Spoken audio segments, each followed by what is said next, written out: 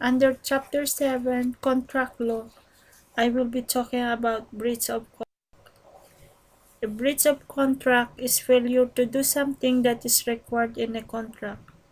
For example, failure to supply goods or perform a service as agreed.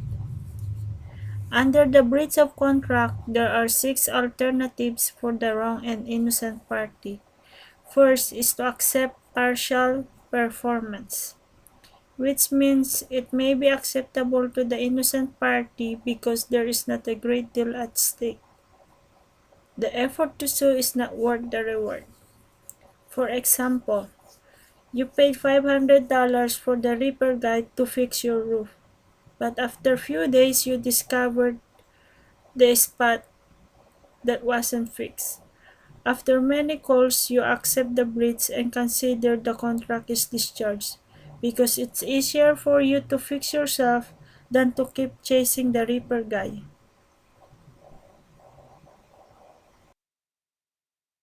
The number 2 alternatives is the unilateral rescission. Is when the innocent party can refuse to perform their obligations if the other party won't do theirs. Example, a rent strike retaliation to a landlord who fails to keep the premises habitable.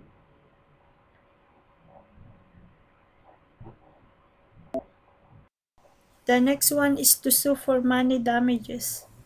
Is when damages can be reasonably expressed in terms of money for the innocent party. Example, you rent an apartment and provide with furnished fridge. It breaks down and $500 worth of food is lost.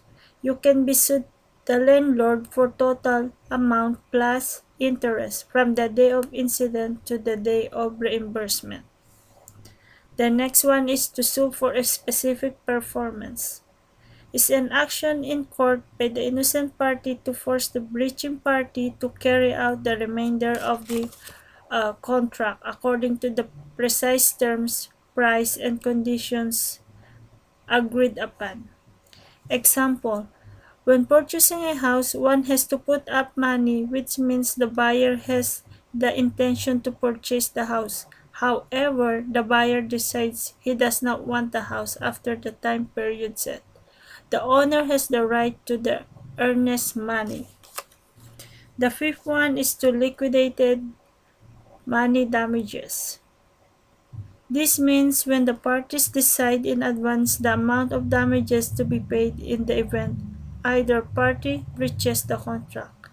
Example, if a construction company promises to finish by a certain date or pay the party that hired them a certain amount until finished.